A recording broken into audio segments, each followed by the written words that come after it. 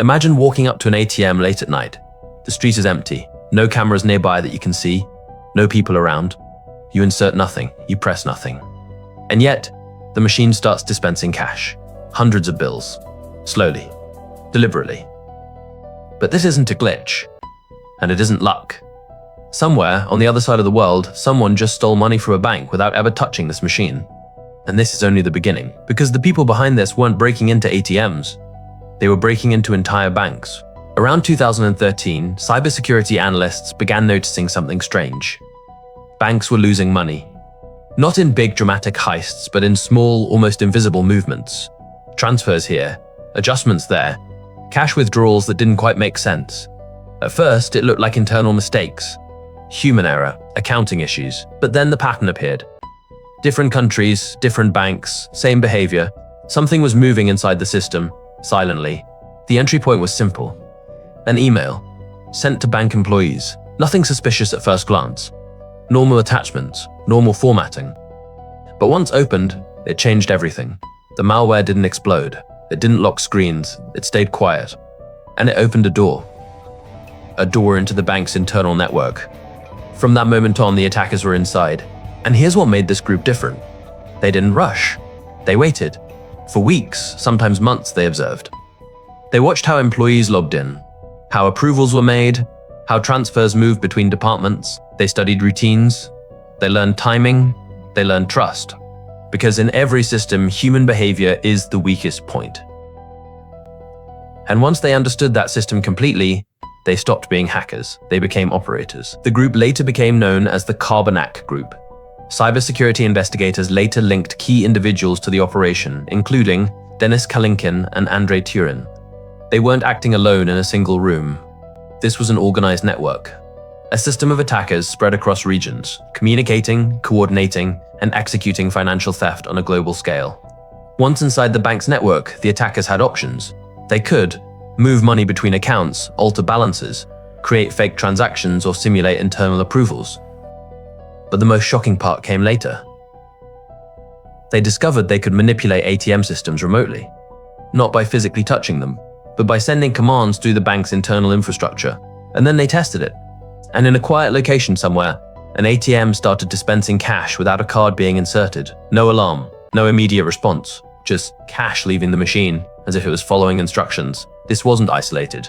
Over time, more than 100 financial institutions were affected. Banks across Europe, Russia, Asia, and beyond estimated losses reached up to $1 billion. But what made it worse was that most banks didn't even realize what had happened until much later, because the system didn't look hacked. It looked normal. Eventually, patterns began to emerge. Cybersecurity teams noticed similarities in attacks.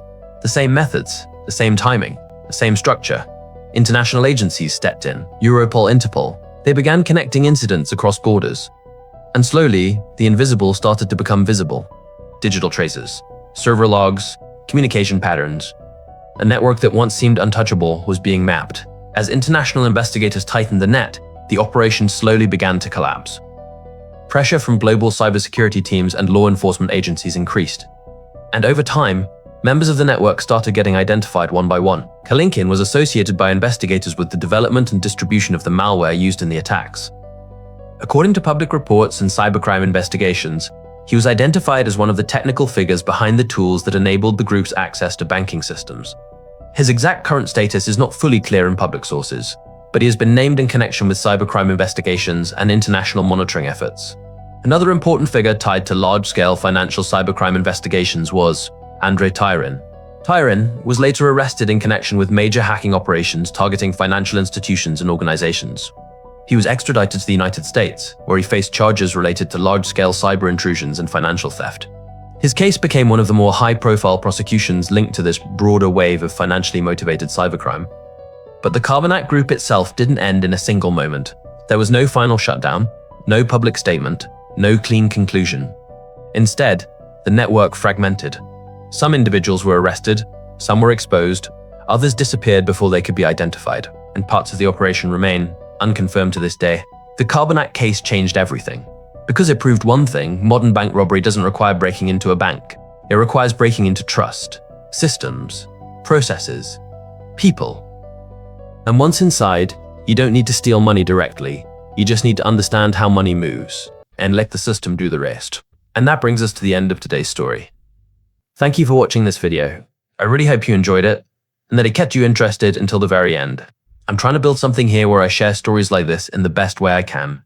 Stories that are not just about crime, but about how things actually happen behind the scenes. And I hope it's something you enjoy watching as much as I enjoy making it. If you did like the video, feel free to subscribe. It really helps the channel grow. And if you don't want to subscribe, that's completely fine too. But leaving a like or a comment really means a lot and helps more than you might think. Thank you again for being here, and I'll see you in the next one.